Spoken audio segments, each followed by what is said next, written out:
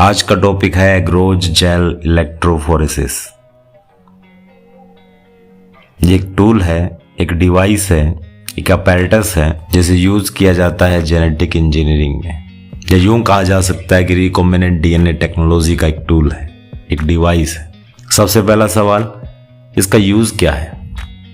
Biotechnology या genetic engineering में इसका यूज क्या है? डीएनए के फ्रेगमेंट्स होते हैं जिनको अपने रेस्ट्रिक्शन एंजाइम से काटते हैं। उन फ्रेगमेंट्स को उनके लेंथ के रिगार्ड सेपरेट करना एग्रोज जेल इलेक्ट्रोफोरेसिस का काम है।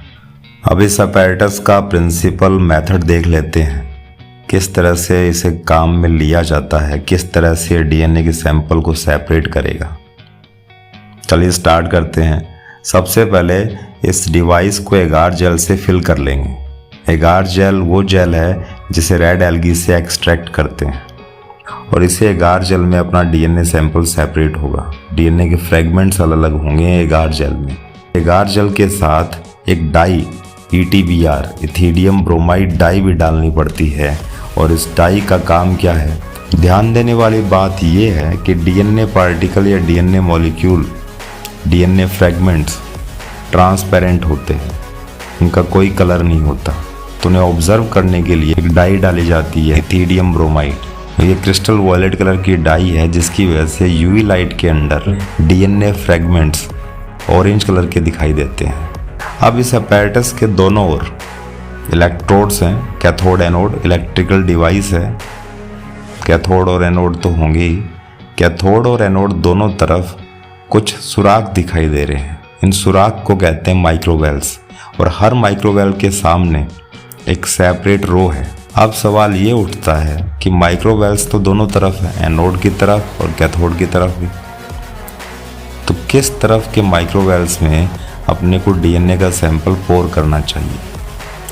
इसके लिए दिमाग में बिठाने वाली बात यह है, डीएनए मॉलिक्यूल नेगेटिवली चार्ज्ड होते हैं, उन पे नेगेटिव चार्ज होता है। अगर गलती से भी डीएनए सैंपल को या डीएनए के फ्रेगमेंट्स को जिनको सेपरेट करना है, उस सैंपल को गलती से भी एनोड की तरफ जो माइक्रोवेल्स हैं उनमें डाल दिया, एनोड के ऊपर जो पॉजिटिव चार्ज है वो नेगेटिवली चार्ज्ड डीएनए पार्टिकल को अट्रैक्ट कर लेंगे, चिपका लेंगे अपने पास ही, और वो सेपरेट नहीं हो पाएगा।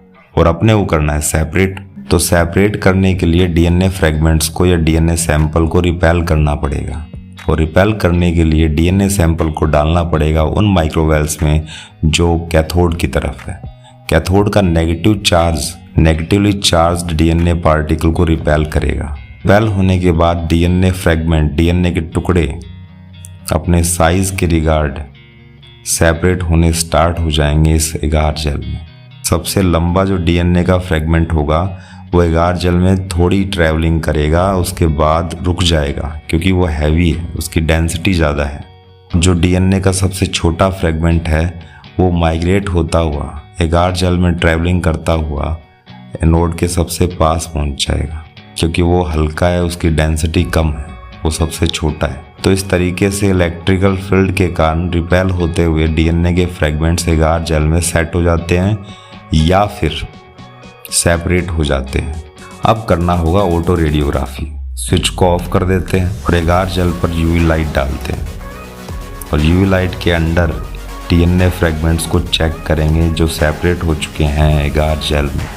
अब अपने को मालूम है कि एगार जेल में अपनों इथीडियम ब्रोमाइड डाई डाली थी। उस डाई की वजह से डीएनए के पार्टिकल्स यूवी लाइट के अंदर ऑरेंज कलर में दिखाई देंगे। जैसे यूवी लाइट उन डीएनए फ्रेगमेंट्स के ऊपर डाली जाएगी जो कि एगार जेल में सेपरेट हो चुके हैं, फिक्स हो चुके हैं, उस इथीडियम ब्रोमाइड डाई की वजह से ये डीएनए के पार्टिकल या डीएनए के फ्रेगमेंट्स हमें ऑरेंज कलर में चमकते हुए दिखाई दे जाएंगे। तो ये है एगार जेल या एग्रोज जेल इलेक्ट्रोफोरेसिस।